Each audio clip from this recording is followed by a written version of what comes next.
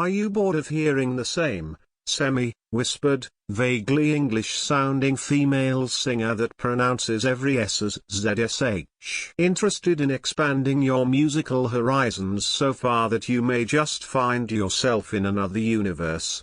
Check out these fringe musical genres, shed the notion that current and new means good, and you may just find your newest old jam. This is not a suggestion that you eat 12-year-old jam. Enjoy. Top 10 musicians who were ahead of their time, taking existing songs and re-imagining them within a different, often older genre, has been a view generator online for a while now. Check out the views gathered by Scott Bradley's Postmodern Jukebox. This trend is normally limited to taking contemporary songs and making them seem like songs of a bygone 20th century style. What if we go back further? Much further. Welcome to the beautifully weird world of bardcore, where nostalgia could be considered the main driver for the success of retrofication of modern pop songs. Who is going to feel nostalgic for music from the medieval era? In part, it's exposure to this little-known era and the accessibility of the modern song that allows for listening to bardcore to be as much of a journey of discovery as simply listening to good music.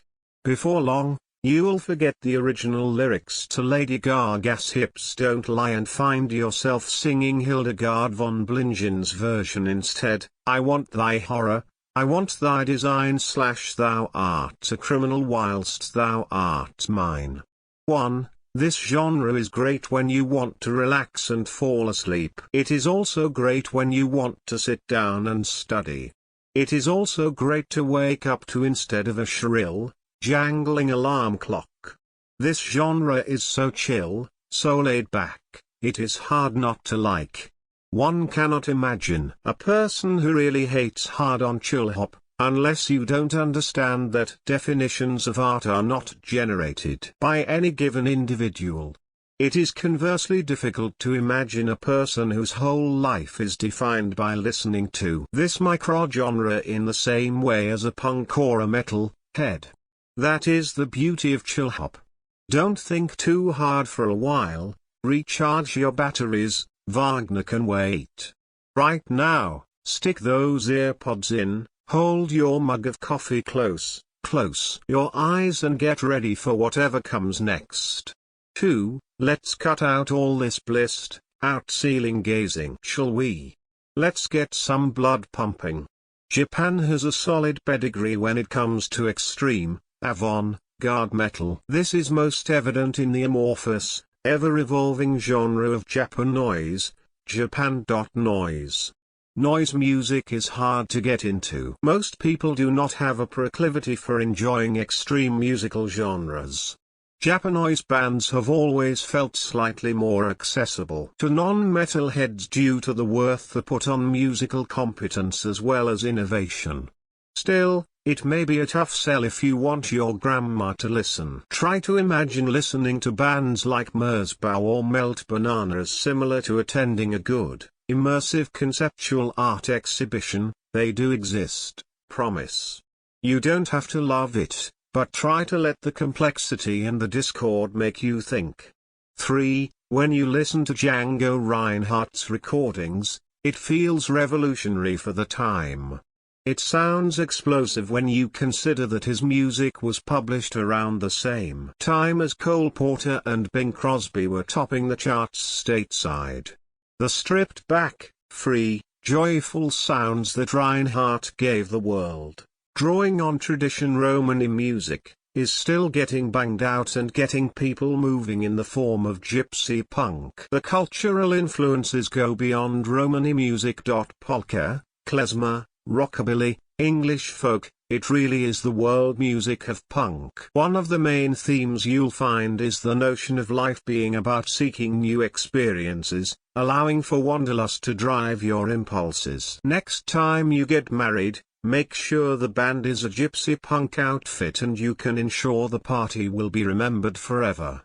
4. Beauty, they say, is in the eye of the beholder.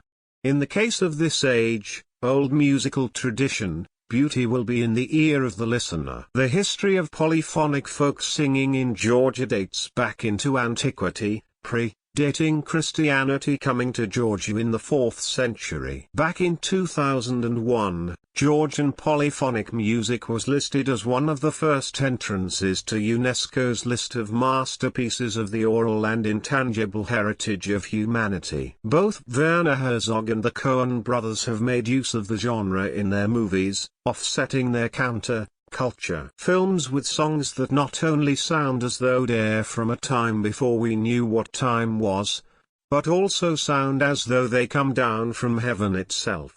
Hamlet Konashvili, owner of one of the sweetest voices ever recorded, was a huge star within the genre. In 1985, at the height of his fame and gaining acknowledgement outside his native land, Konashvili died from injuries after a fall from an apple tree. When you listen to the atmospheric, tragic-sounding songs he recorded, you'll realize how fitting this way of dying seems. 5. 10 Crazy Conspiracy Theories Clouding the Music Industry. This is what Blade sticks on after a long day of pumping vampires full of silver. This is the music the CIA should blast at buildings housing key targets they wish to flush out. Good goat-headed God, this music is disconcerting. And yet, the unholy marriage of EBM, electric body music, trance and industrial metal is haunting in every sense of the word. Why is it so difficult to stop listening to this stuff?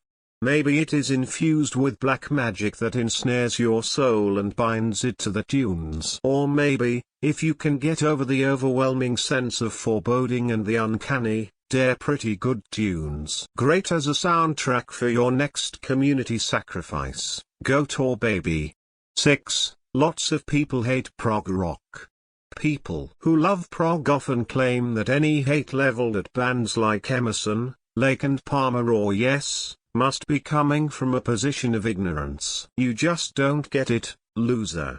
This elitism and unapologetic embrace of intellectualism can be off-putting to the uninitiated, much as the bar-wrecking, foul-mouthed, saliva-drenched crowds of weird-looking teens were a barrier for many with regards to punk. The barrier to entry into the Zool sub-genre of prog.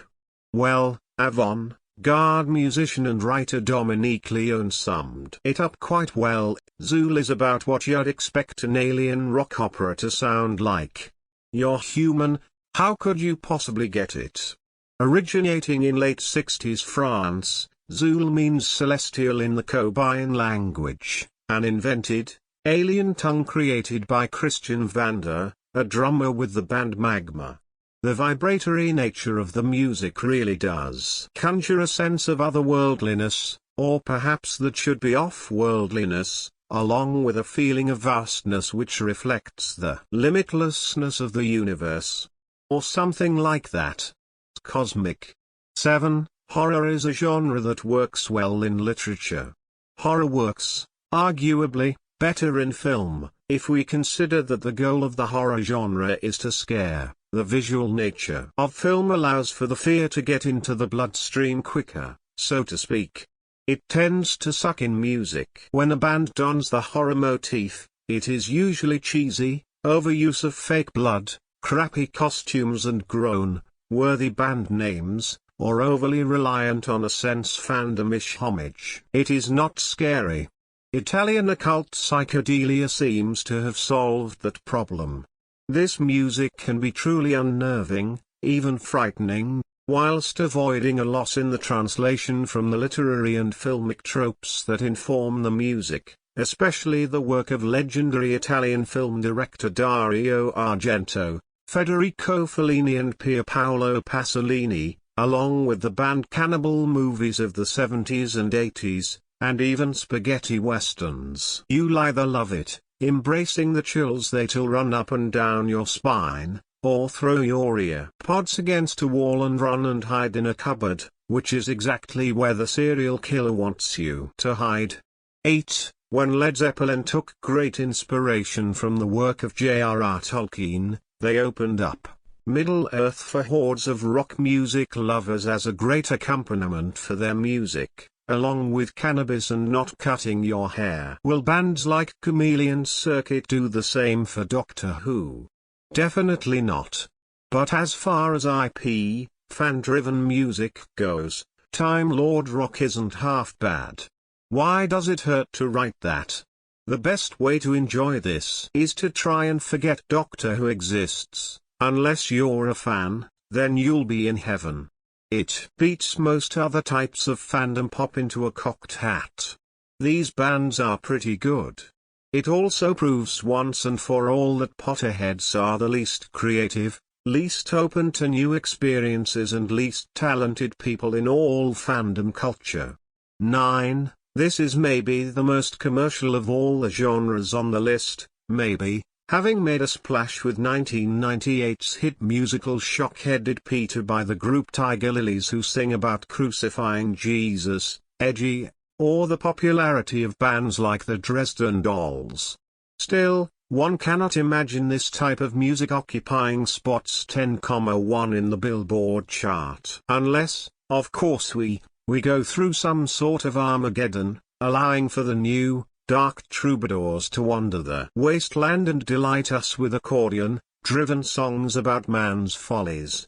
So, Terry's hope, I guess. 10.